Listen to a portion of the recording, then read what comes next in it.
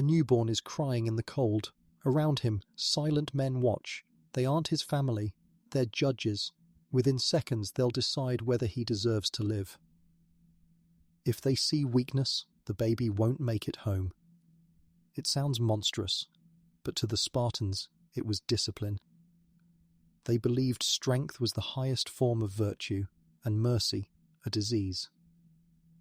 From the moment a child took its first breath, life was a test, every heartbeat a trial, every mistake a potential death sentence. But here's the real question. How does a civilization reach a point where perfection matters more than people? Sparta didn't just build soldiers, it engineered them. Every scar, every sacrifice, every scream was part of a grand design. For centuries it worked. The world feared their warriors, kings envied their discipline, enemies trembled at the sound of their march. Yet hidden beneath the armor and pride was a truth no one saw coming, a flaw so deep it would destroy them from within.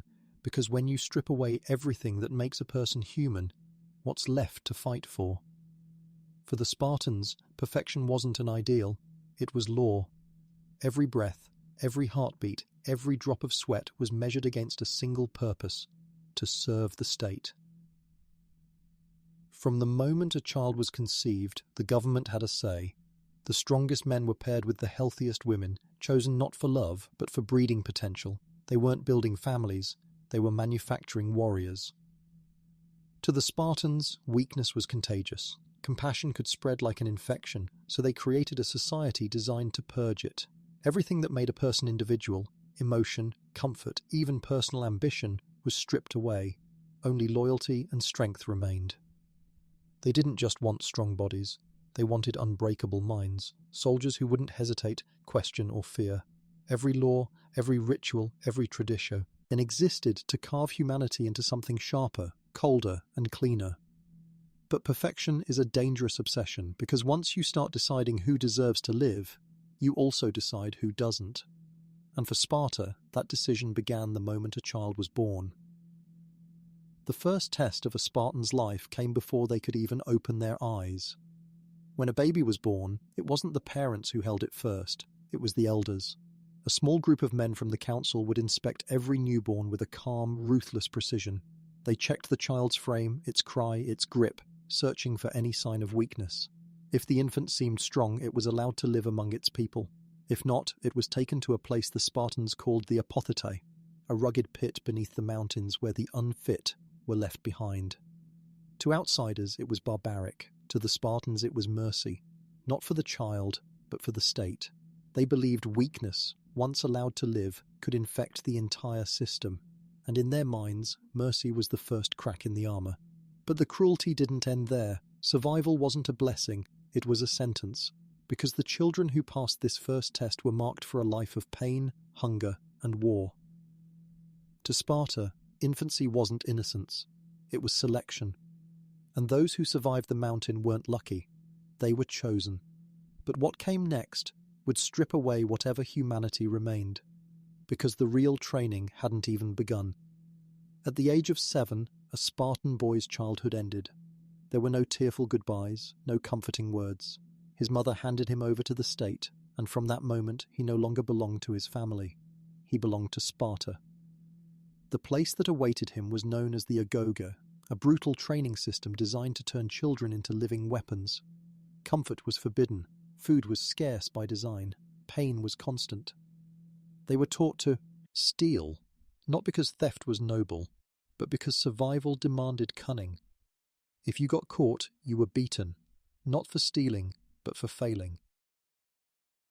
They learned that hunger built discipline, cold built resilience, and punishment built obedience.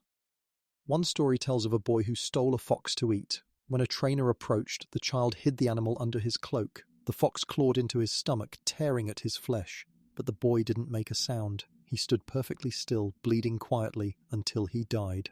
To the Spartans, that wasn't tragedy. It was triumph. The boy had proved that silence and endurance were worth more than life itself. By design, the Agoge erased everything human. Fear, emotion, sympathy. All of it was burned out until only one instinct remained: loyalty to Sparta. The boys were starved of comfort but fed with pride. They were told that pain was proof of strength and that mercy was the seed of weakness.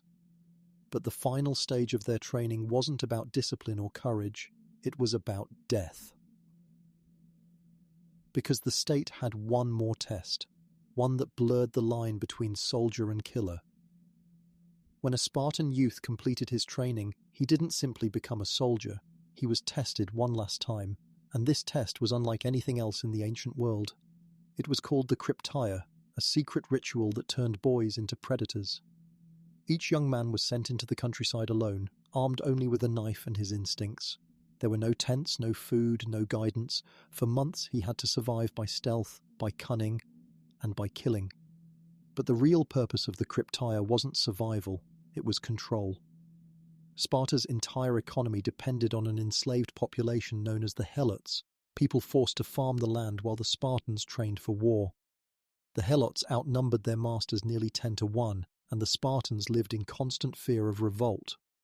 So once a year the government would officially declare war on the Helots, not against an army but against their own slaves. This made it legal for the young Spartans to hunt them down in secret, killing anyone they pleased under the cover of darkness. It wasn't war, it was a lesson. The Krypteia taught young men to kill without hesitation, to see fear as weakness, and to erase empathy completely. They were taught to move silently through the night, to strike unseen, and to feel nothing as blood stained their hands. This was Sparta's way of ensuring their warriors weren't just strong, they were obedient, emotionless, deadly. And it worked. The Helots lived terrified, never knowing when death might come. The Spartans, meanwhile, learned to treat killing as routine. But this perfection came at a price, because the more they tried to eliminate fear, the more they created it, inside themselves and across their land. And while the men were trained to destroy, another part of Spartan society was being shaped with equal precision, yet for a very different purpose. While Spartan men were forged for war, their women were crafted for one purpose: to create warriors strong enough to replace them. In a world where most ancient women lived in silence, hidden behind walls, Spartan women stood in the open. They trained, ran, wrestled, and spoke freely. To outsiders it looked like equality, but to Sparta it was efficiency. Their strength wasn't about freedom, it was about breeding. Spartan women were expected to be as physically perfect as the men they would bear. Weak mothers, the state believed, created weak sons, and weakness was a crime. They were taught to value discipline above tenderness, to measure love by sacrifice. A Spartan mother's pride wasn't in her son's life, but in his death. When a soldier went to war, she didn't tell him to come home safe. She told him to come home with his shield, or on it. Even marriage was treated like a transaction of genetics. Husbands were chosen for strength, not affection. If a man wasn't producing strong heirs, the state could simply pair his wife with someone else who would. And yet within this cold system, Spartan women became some of the most powerful figures in Greece. They managed property, spoke in public, and even challenged men, not because they were liberated, but because they were trusted to uphold the system that enslaved everyone else. The world saw them as fierce. The Spartans saw them as functional. They raised sons who didn't cry, husbands who didn't feel, and a nation that believed emotion was the enemy of strength. But even perfection built on control has a limit, because when every person in a society is a weapon, what happens when there's no one left to fight?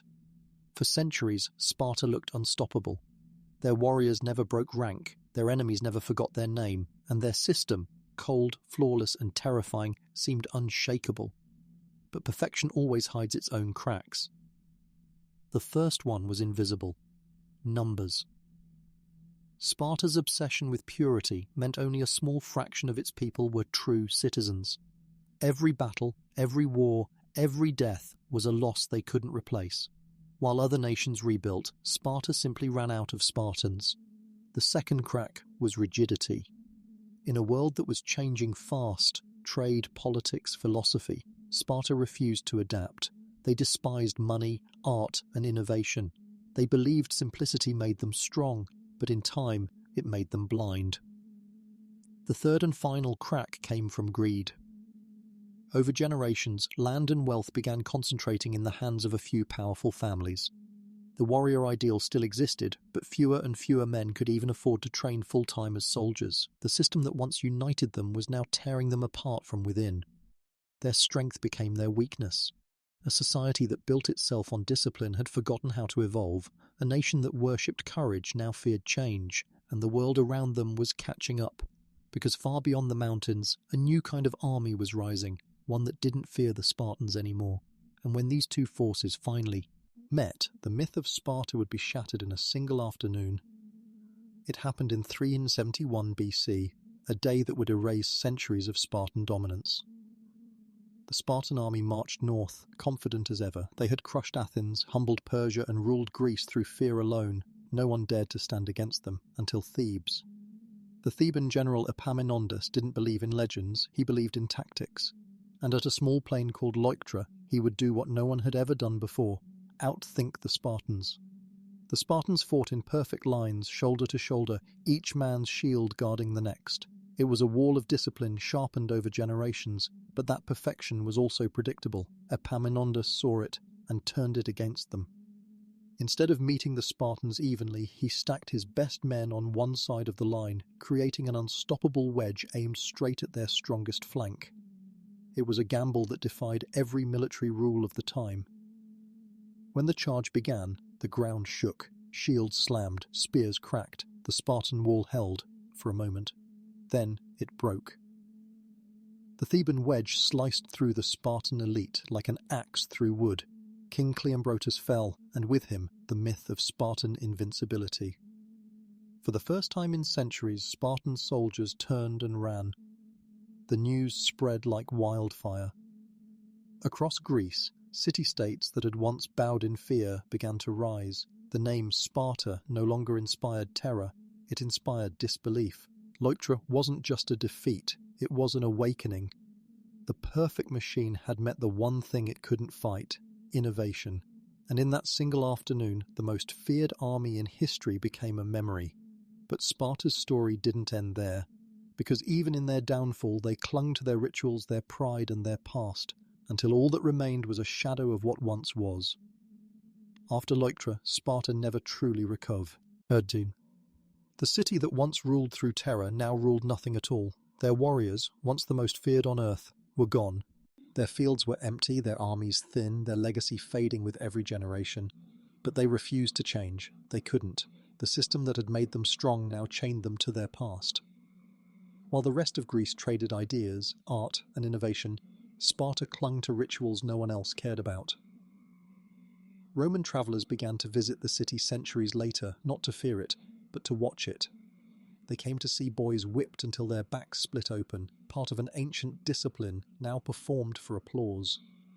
What had once been sacred had become entertainment.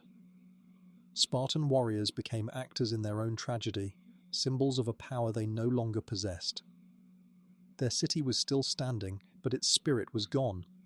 The same perfection that built an empire had turned them into a museum. They had created soldiers who could not feel, citizens who could not question, and a society that could not evolve. And in the end, that was the perfect recipe for extinction. Sparta didn't fall because of invasion or betrayal. It fell because it had become exactly what it wanted to be, unchangeable. But even in death, their story lived on, a warning carved into history itself. Because the moment a society starts worshipping perfection over humanity, it begins counting down its own end. Sparta dreamed of creating the perfect society, a place without weakness, without fear, without failure. And for a time, they succeeded. They built soldiers who didn't break, citizens who didn't question, and a culture that didn't bend. But perfection is fragile. It leaves no room for growth, no space for mistakes, and no humanity to hold it together. The Spartans believed they could shape strength through control, but in the end, they only learned how to destroy themselves. Their downfall wasn't sudden, it was quiet, a slow collapse from within.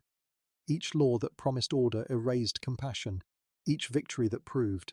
Their strength cost them another piece of their soul, and when the battles ended and the enemies vanished, they were left with nothing, no art, no ideas, no legacy of beauty or creation, just ghosts of warriors and the echo of marching feet.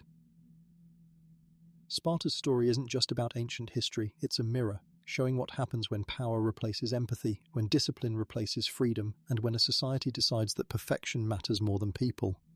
They built a world without weakness, and discovered that without weakness there can be no humanity. Because in the end, Sparta didn't fall to enemies. It fell to its own success.